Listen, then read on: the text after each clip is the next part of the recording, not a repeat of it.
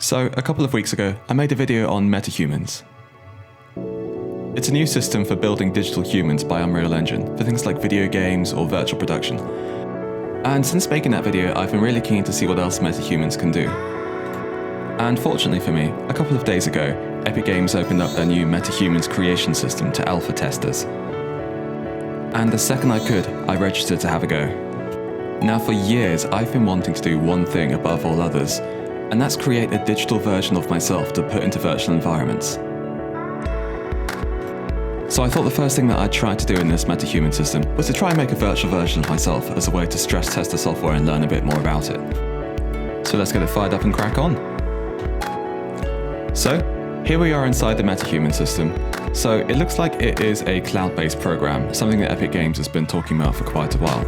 And what that currently means is that this entire creation system is being run on a server somewhere else, inside one of Epic Games' server farms. And the entire thing is being streamed to my computer, literally like a live stream, which is great as long as the bandwidth is good. The first thing I noticed, it was only for the first few minutes, but the resolution was absolutely awful, and it was very, very laggy. So what I was finding was that I couldn't actually really press any buttons, I couldn't get any quick feedback, and the entire creation process, as you can see here, even when it's sped up by 400 times, was really difficult to work in, to be honest. It was you could see all these amazing tools, and you couldn't really do anything with them. So it was incredibly stressful in that regard. But as you'll probably see in a second, it took about 10 minutes or so, but eventually, all of a sudden, it just went to high resolution streaming and incredibly responsive. Now, it's really important to understand that the point of an alpha test is effectively to stress test your tools and your ideas and your infrastructure. So Epic Games are going to be watching all of these alpha testers go, and they're going to be looking at the amount of people they can serve at one time to try solve these kinds of problems by the time the tool goes live. Obviously, another factor is right now, this is one of the most interesting things to come out of Epic Games in a good few weeks, and I would imagine that tens of thousands of people like me were trying to have a go all at the same time. So they really were pushing the systems to the limits. But there you go, you can now see that all of a sudden the bandwidth has caught up and the tools are a lot more responsive, and now I could finally start getting into exploring it. So like a lot of modern character creation systems, including in a lot of big video games, this MetaHuman system uses a facial blend system, where you have a number of real-life scans that basically act as face-shape data that you can then either blend together or modify to go off and create your own thing, which is a really great way of bringing real-life realism into it, without having to necessarily make sure that the end user has a kind of master-level understanding of how to create faces, which, frankly, I don't. I think that's where a system like this is quite powerful for either one-off artists or quick artists, or as the baseline for some infrastructure to put inside a video game. As you can see here, this is just me getting to grips with a lot of the different blend tools and to try and get something that approximates my face. Now, I'm quite European in a lot of my features, and I'm incredibly pale because apparently my ancestors never went outside. Now, I've made plenty of attempts to make myself in online video games or RPGs before, and I've never really got that close. In fact, most of the time when I've tried, it's been an absolutely horrifying result. And what I was finding here was that it was actually quite straightforward and intuitive. This is definitely in terms of me as a layperson for making humans. This is a really nice, intuitive way of creating people, definitely compared to the kind of things that I've seen before. So in that regard, it's absolutely fantastic. And I've sped the footage up now just so we can kind of see me go through the process of exploring some of the different assets and basically just trying to kind of find a look that approximates me. I think at this stage, I'm not particularly close yet. There are things that are kind of close, like the hair's close enough, you know, it's not exactly me, it's not exactly the right color, but it's pretty close. And right now, the face, I think I've got the mouth right, but the rest is absolutely nowhere near. So it really is just a process of messing around with different shapes, looking at photos of yourself or reference if it's not you, and trying to get something that's a little closer. And I'm telling you now, no matter how pale I make this character, he's not quite as pale as he needs to be in retrospect, and I think that's probably just a self-image thing if I'm honest. I definitely seem to be going towards the Ready Player One avatar rules, where your digital avatar is an idealized, you know, very nice version of yourself.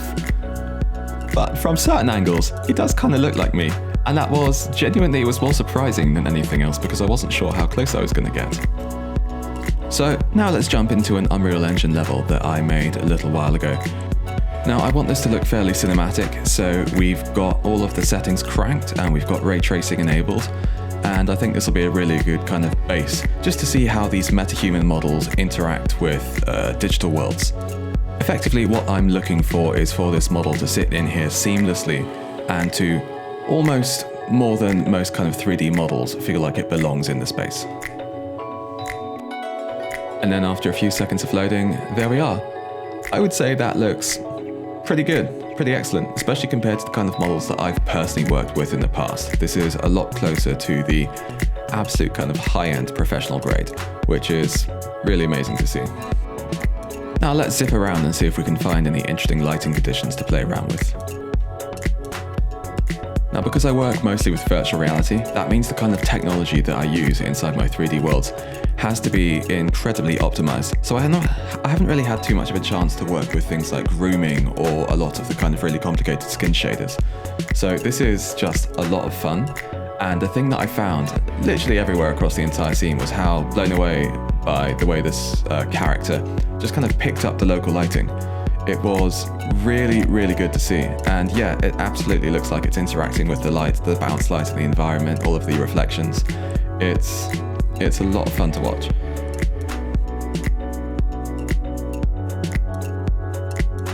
And what I have very much found in the few hours that I've spent playing around with MetaHumans is that when the lighting is interesting and the framing and the composition is interesting, you really get the most bang for your buck.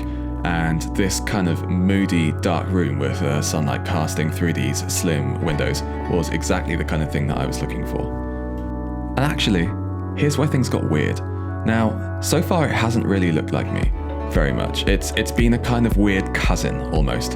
However, when I put it in this lighting position and I started messing around with a little bit of key lighting and bounce lighting, all of a sudden it started looking eerily, weirdly similar. This could be a weird sketch or photograph of my face. Now, it's not quite there, but when I showed this to some friends and family, the majority of the response was, "How did you do that?" Just from this angle particularly, no other angle, but this angle. And I think I know why. Now, when it's lit properly, you can clearly examine the facial features, and once again, the human brain is incredibly good at reading minuscule, high levels of detail from the human face, more than we ever consciously realize we're doing. So you can tell, even if a nose is a slightly different shape or the eyes are slightly different, you can tell that it's not the same person or it's a different person, which is why after some time of getting to know someone, people can typically distinguish between, for example, identical twins. However, when you subtract some of that lighting, when you make it more difficult to really read into the facial features, so exactly what I'm doing here with this kind of moody, slightly high contrast lighting, then you fill in the gaps with your mind for other things that you know. The jawline here is a really great example, because I can't read into the details of the jawline because the shadow is quite gentle. I'm filling in the gaps with what I know about my own jawline, and so as a result, in my brain is ticking another checkbox that says, yeah, this is me and not someone else. Same with all of the kind of sharp features of the face that are being highlighted by the sun. They're not quite right, but you can see a lot more kind of almost relief in the face when it's lit this way. And once again, that's something that I've got, so the brain's kind of going, oh yeah, that looks quite similar. And I think the final thing is, when I used that very bright white light, it made the skin look really pale. There you go. And unfortunately, oh yeah, that sells it. That looks like me. That's the face I see in the mirror every day, and that's honestly strange. I think I've simultaneously crossed the uncanny valley a tiny bit, and I've also fallen into it so hard that I don't quite know what's going on. And it kind of blew my mind. Now, I had a couple friends genuinely ask how I did that and ask what I've been up to for the last few days. This only took an hour or so. But one of my much more visually focused friends, an architect, did say, yeah, mate, you wish. This is definitely not you. So I think it really does depend on the kind of things that you're looking at and the way that you examine the image. as to exactly how you'll kind of understand it. But as to whether I successfully managed to create myself in 3D, I would say mostly yes. Again, when it's lit properly and when you get it from the certain angles, it does look a fair amount like me. But overall, when you look at it head on, it's clearly a different, similar looking, but different person. Once again, I think the best analogy I can give is Ready Player One. Your digital avatar reminds people of you, but then they go, oh, you've been working out, haven't you? And after the last fairly cooped up year, I'll take that. Now, the final thing that I want to do is reflect on the MetaHumans tool a tiny bit. I found it, honestly, well, very good. The first thing to know is that it really does produce incredibly high quality models, to the point where even with a fairly beefy system, it will really drop the frame rate when you're running them in ultra high detail. And I think that's because the highest levels of detail are absolutely designed for things like virtual production, which is understandable. As well as that, this is a forward-looking technology that's probably going to be used with Unreal Engine 5 projects. It's probably going to be something that is going to be iterated on over the next few years. So that level of building a next-gen bar setting tool is understandable. But I think another thing to understand about this tool is, at the moment, and I think probably for the majority of its existence, it kind of sits in between what I would describe as a video game character creator and a high-end professional workflow character creation tool. And there are other very high-end character creation solutions out there. A really great example would be the Reallusion Character Creator and all of the accompanying tools to basically produce industry standard animations for films, games, and also characters. And from what I've looked into it, it really is very powerful. It's quite polished, and it's also out of beta as far as I understand. So it's something that's being used quite a lot and has a really good track record. And I think that's just one of the main things to understand, is that MetaHumans is amazing, and it's probably the most complete, or at the very least the most powerful start to finish character creation tool for just something out of the box for being quick. But if you need more customization, there are other solutions out there as well. Things like Character Creator, which is something that small studios can probably wrap their head around.